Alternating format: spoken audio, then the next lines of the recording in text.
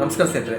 ನಮ್ಮ ದೇಶದಲ್ಲಿ 1 kg ಭತ್ತವನ್ನು ಬೆಳೆಯೋಕ್ಕಾಗಿರ್ಬೋದು, 1 kg ಗೋಧಿ, ರಾಗಿ, ಜೋಳ ಇತ್ಯಾದಿ ನಾನಾ ರೀತಿಯಾದಂಥ ದವಸ ಧಾನ್ಯಗಳನ್ನು ಬೆಳೆಯೋಕ್ಕೆ 500ರಿಂದ 5,000 ಲೀಟರ್ವರೆಗೂ ನೀರುಗಳು ಖರ್ಚಾಗುತ್ತೆ 1 kg ಬೆಳೆಯೋಕ್ಕೆ. ಆಯಾ ಬೆಳೆಗಳಿಗೆ ಅನುಗುಣವಾಗಿ ಆ ನೀರುಗಳು ಖರ್ಚಾಗುತ್ತೆ. ಮುಂದುವರಿದು ದೇವರ ಸೃಷ್ಟಿ ಎಷ್ಟು ಅದ್ಭುತವಾಗಿದೆ ಅಂದರೆ, ನಾವು ಒಂದು ಭತ್ತವನ್ನು ನೆಟ್ಟರೆ 100 ಭತ್ತವನ್ನು ಪಡಿತೇವೆ. ಒಂದು ಗೋಧಿಯನ್ನು ನೆಟ್ಟರೆ 100 ಗೋಧಿಯನ್ನು ಪಡಿತೇವೆ.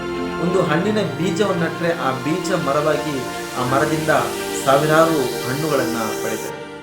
ದೇವರು ಯಾಕೆ ಈ ರೀತಿ ಸೃಷ್ಟಿ ಮಾಡಿದಂದರೆ, ಭೂಮಿ ಮೇಲಿರುವಂಥ ಪ್ರತಿಯೊಂದು ಜೀವರಾಶಿಗೂ ಯಾವುದೇ ರೀತಿಯಾದಂಥ ಆಹಾರಗಳ ಕೊರತೆ ಆಗದಿರಲಿ ಅನ್ನೋ ಉದ್ದೇಶಕ್ಕೋಸ್ಕರ ದೇವರು ಈ ರೀತಿ ಸೃಷ್ಟಿ ಮಾಡ್ತಾರೆ. ಆದರೂ ಕೂಡ ಇವತ್ತು ನಾವು ಸಸ್ಯಾಹಾರಕ್ಕಿಂತ ಮಾಂಸಾಹಾರವನ್ನು ದೇಶದಲ್ಲಾಗಿರ್ಬೋದು, ಈ ವಿಶ್ವದಲ್ಲಾಗಿರ್ಬೋದು ಅತಿ ಹೆಚ್ಚು ಸೇವನೆಯನ್ನು ಮಾಡ್ತಿದ್ದೇವೆ.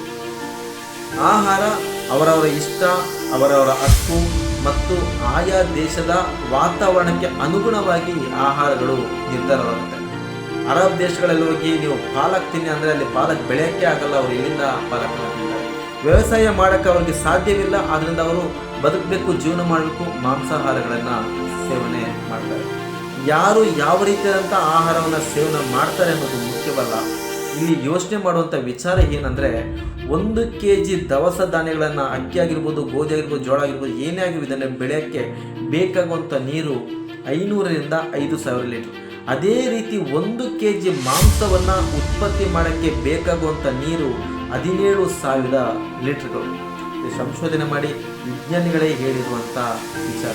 ಇವತ್ತು ವಿಶ್ವಾದ್ಯಂತ ನೀರಿನ ಕೊರತೆ ಆಗ್ತಿದೆ ಅಂದರೆ, ಆ ನೀರಿನ ಕೊರತೆ ಆಗೋಕ್ಕೆ ಒಂದು ಕಾರಣ ಸಸ್ಯಾಹಾರ ಬೆಳೆಯೋದಕ್ಕಿಂತ ಮಾಂಸಗಳನ್ನು ನಾವು ಉತ್ಪತ್ತಿ ಮಾಡೋಕ್ಕೆ ಅತಿ ಹೆಚ್ಚು ನೀರುಗಳನ್ನು ಖರ್ಚು ಮಾಡ್ತಿದ್ದೇವೆ ಅನ್ನೋದು ನಾವು ಯೋಚನೆ ಮಾಡಬೇಕು ಸ್ನೇಹಿತರೆ.